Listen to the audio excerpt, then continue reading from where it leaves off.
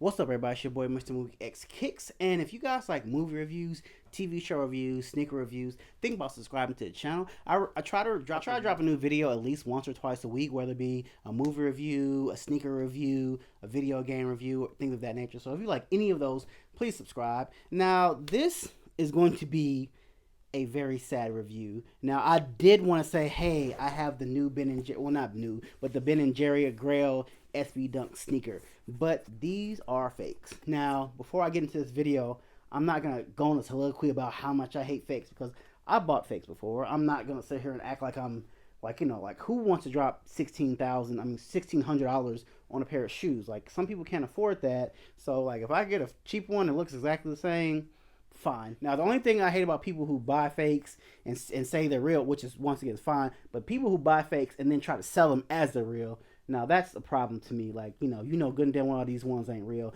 But the story that I bring about these is that I bought these in the assumption that they were supposed to be real. Now, like, the story out is kind of like a cautionary tale, which is the reason why I'm kind of making this video is to kind of like, tell people so they don't get scammed. So a couple months ago, I've been looking for these shoes. I had a pair, and I actually found out they were fake, and so I threw them away. But so I've been wanting the real pairs for a long time. But like I said, they're already like the cheapest you'll get these for is maybe $1,000 used, and so I really didn't have the money to buy that right now. So I've been looking for these for like months, and I just happened to get on eBay, and I saw a guy selling these for like $250, and he was from Russia. So I messaged the guy. I said, "Hey, are these real?" He goes, "Yes, they're 100% legit. I just needed the money, and so I'm trying to get rid of them quick." So I was like, and eBay would not let me buy these shoes for some reason. So I messaged the guy like on Instagram, and we messaged back and forth, and so I ended up PayPaling him the money, and he said he would send the shoes off next day. He promised. He was like, "I just really need the money," and so I was like, I'm like really kind of skeptical but I use PayPal, so that's another plus about this. Always use PayPal because nine times out of 10 you'll get your money back. But I sent it friends and family, so I wasn't expecting to get my money back, and I would have been out basically $300.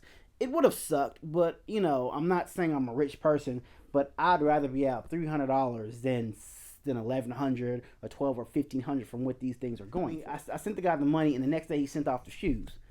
Fast forward maybe a week or two later, he goes, "Hey, when you get the shoes and you realize they are 100% authentic, can you send me an additional $750? And I'm up here like, what? I'm like, why would I send you $750 more? Because that's what I originally wanted to sell them for. I said, what you want to sell them for and what you sold them for, two different things. So I'm like, no, bro, I'm not gonna send you $750 extra dollars when we agreed on $250. And I'm like, you're the one that needed the money. So he goes, and we're going back and forth, and so I just end up blocking him. And then so they were supposed to be here the end of August, early part of September. They never came. It took my bank almost 3 weeks to get my money back. So, but they finally gave me my money back. So I'm like, well, don't harm, no foul. I got my money back. I didn't get the shoes. No big deal. The day they gave me my money back is the day these shoes came to America, like through the tracking. And I was like, wow. And so the shoes got delivered literally almost 2 months to the day. That's how long it took them to get here from Russia. So I got them. Then I put it I put them on my Facebook group, and everyone said they were fake. So I was like, I couldn't really tell. Like, to me, they look flawless. And a lot of people noticed that the chunky Dunky tags and the very front were off. The coloring around the line was supposed to be darker.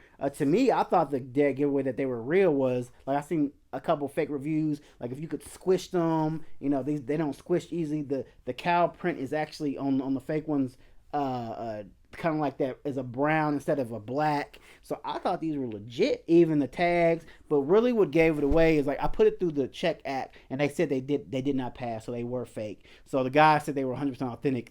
He was incorrect. But the dead giveaway to me, when I opened the package and seen the paper.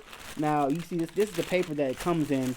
This is the all SB Dunk comes in. Now here is it's a hard tell, like I said, but if you can, I'm gonna take a picture so I can kind of get these closer. But it's kind of hard to see from, I don't know if you can see it from there, but you see how the lines of the paper are a lot thinner on this one and they're a lot darker on this one. So that's one reason how I noticed that these were the real and these were the fake. This is what the fake pair comes in. So I have a pair of A-Rods, and I have a couple pair of real Dunks.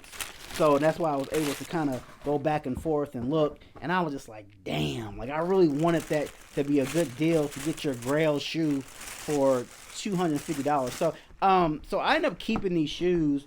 Like I said, I'll wear them. Like I don't care. Like obviously, I will never sell them to someone saying they're real. That's just not how. I mean, and they actually look really good. So like I said, I might wear them, but I was really waiting to see if the guy messaged me back trying to get his money back, because I did receive my money back from my bank. But basically, kind of cautionary stories that kind of always, if you guys gonna get something and try, like I got lucky because most people don't get their money back. I use this as a cautionary tale to basically say, always use PayPal, never use Cash App or kind of like a Venmo or anything that you can't get your money back on.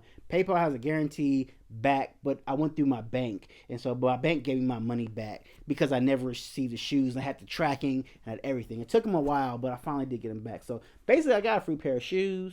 I was waiting to see if the guy messaged me back and say, hey, I need the shoes back, but I blocked him. Or I was waiting for PayPal to contact me and see if the guy said he wanted the shoes. Like, I'll send the shoes back. That's why they're not worn. I haven't worn them. But it's almost going on a month since I've had these, and I haven't heard anything. So I may just go ahead and break them out. But I just really want to make this story to kind of do like a cautionary tale of kind of beware, guys out there, for my sneaker guys out there.